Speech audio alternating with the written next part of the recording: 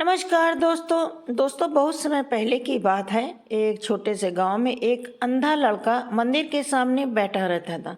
उसके पास केवल एक पुरानी लकड़ी की लाठी थी जिसके सहारे वह थोड़ा बहुत चलता फिरता रहता था। सुबह होते ही वह मंदिर के बाहर बैठ जाता और आने जाने वाले लोगों से भीख मांगता रहता था। उसकी आंखों में रोशनी नहीं थी पर दिल में उम्मीदें थीं कि शायद कभी उसकी अंधेरी दुनिया रोशन हो जाए।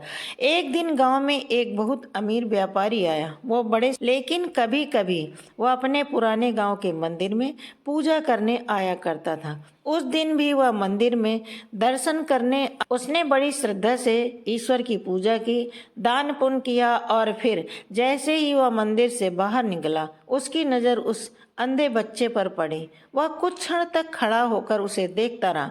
लड़का अपने हाथ फैलाकर भीख मांग रहा था लेकिन उसके चेहरे पर उदासी थी। व्यापारी उसके पास गया और प्यार से पूछा, बेटा तुम यहाँ हर दिन बैठे रहते हो, क्या तुम्हें कुछ दिखाई नहीं देता?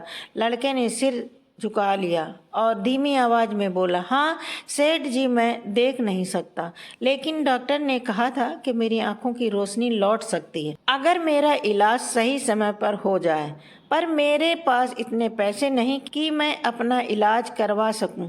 यह सुनकर व्यापारी का हृदय पिघल गया। उसने तुरंत तय किया कि वह इस लड़के की मदद करेगा। बिना एक पल गंवाए उसने अपने ड्राइवर को बुलाया और कहा, इसे तुरंत अस्पताल ले चलो, इसका इलाज मैं करवाऊंगा।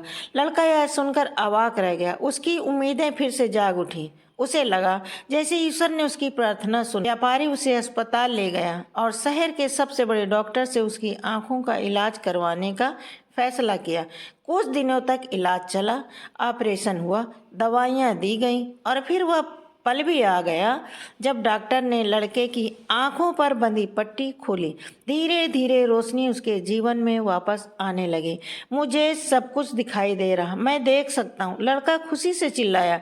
उसकी आंखों में आंसू थे लेकिन इस बार आंसू दर्द के नहीं बल्कि खुशी के थे। वह व्यापारी की ओर मुड़ा, भावुक होकर बोला, सेठ जी मुझे बताइए किसका यह उपकार है, किसने मुझे रोशनी दी?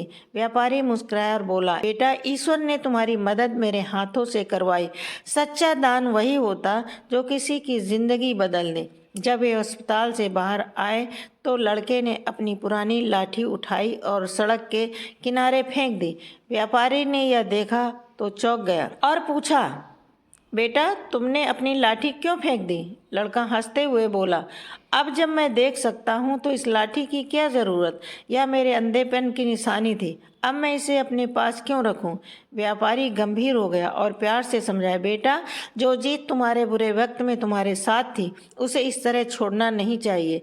यह लाठी तुम्हारा सहारा थी जब तुम देख नहीं सकते थे। जो चीज़ मुश्किल समय में साथ दिया हो उसे कभी नहीं त्यागना चाहिए।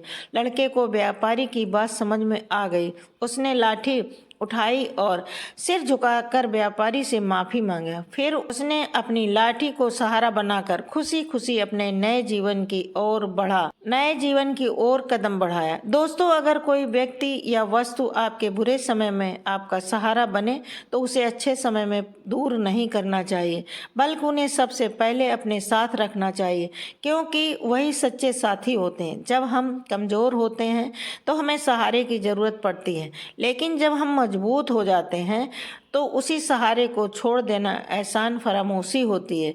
सच्चा इंसान वही होता है जो अपने संघर्षों और उन लोगों को कभी नहीं भूलता जो उसके बुरे समय में उसके साथ खड़े रहे। तो दोस्तों कैसी लगी ये कहानी? अगर आपको यह कहानी पसंद आई हो तो इसे लाइक करें और हमारे चैनल रिजवाना शेख को सब्सक्राइब कीजिए, शेयर कीजिए, सपोर्ट कीजिए। मिलते हैं अगले वीडियो में। धन्यवाद। जय हिंद।